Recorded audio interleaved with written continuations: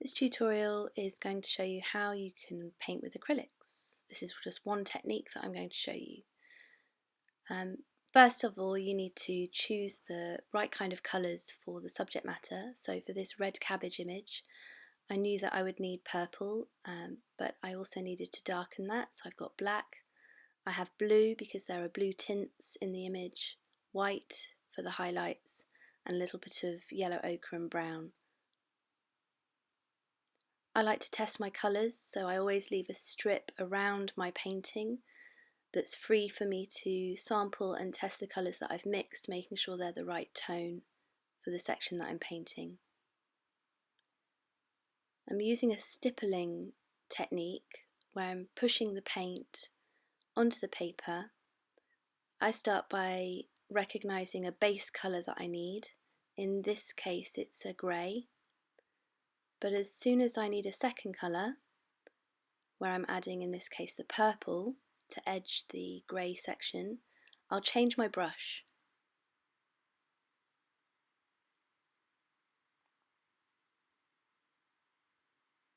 Having mixed the right shade of purple, I start painting that second colour over the top of the wet grey paint. This technique is called wet on wet, where I'm using the paint and the wetness of the paint to help me blend and merge the colours together. I've swapped my brushes back over to the grey one to actually merge and blend those two colours together, and I'll continue to apply the paints with the two paintbrushes in each section as I'm working along. The key thing is to work in small sections so that the paint is still wet and still workable, and that way you can achieve effective blending and merging of two or more colours together.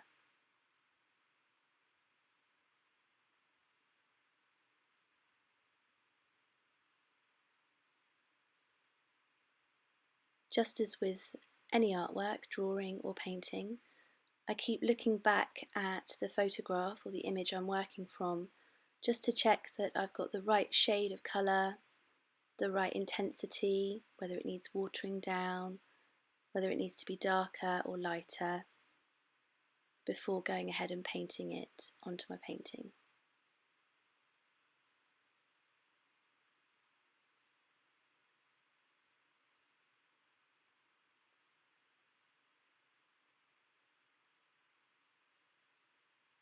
So you can see how I've moved across a small area doing a little section at a time. This allows me to get a really smooth blended set of colours that gradually fade from one to another. This isn't always necessary in a painting, but in this case I needed my purple and white and grey to just gradually fade into each other.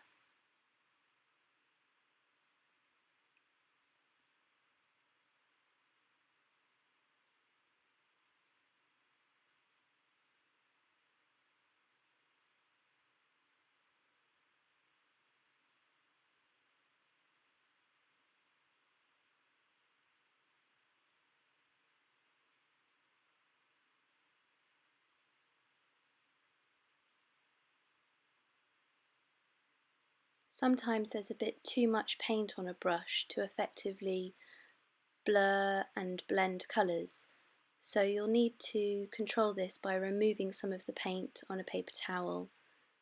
Having a drier brush merges the wet paint more effectively.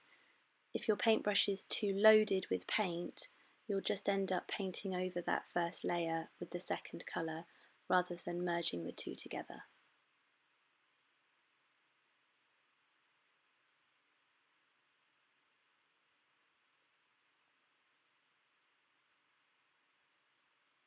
Now that I've got the base colours down, I can start to notice details like the very white highlights and reflections of light, and paint those in with the appropriate colour, in this case white, true white, on top of dry acrylic. It's important that it's dry, otherwise it will start to blend in with the underneath colours.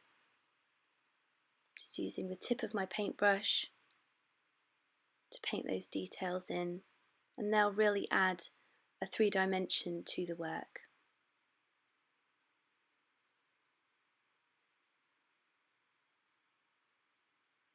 Moving on to the space between the cabbage flesh now, noticing where it's a softer grey and then where it's a darker black is important in this case. Not all dark areas are pure black. So I'm painting my grey in first, and then I'm planning to blend and merge the darker black tones of the shadows in between.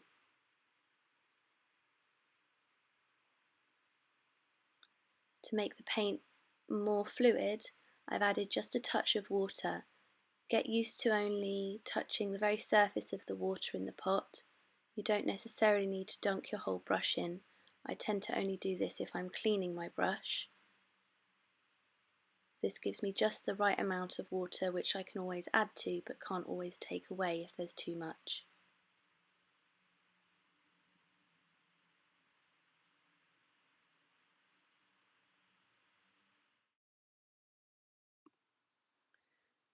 Control your paintbrush as you're painting so that you can get into corners and small areas with lots of precision.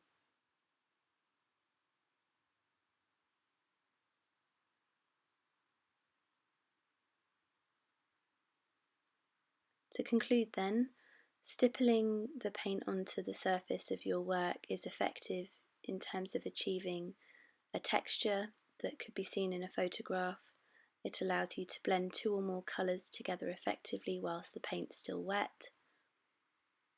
And then to really bring out the 3-dimension of an object, you should try and focus on the contrast between the dark shadowy areas and the lighter areas that show reflections or highlights.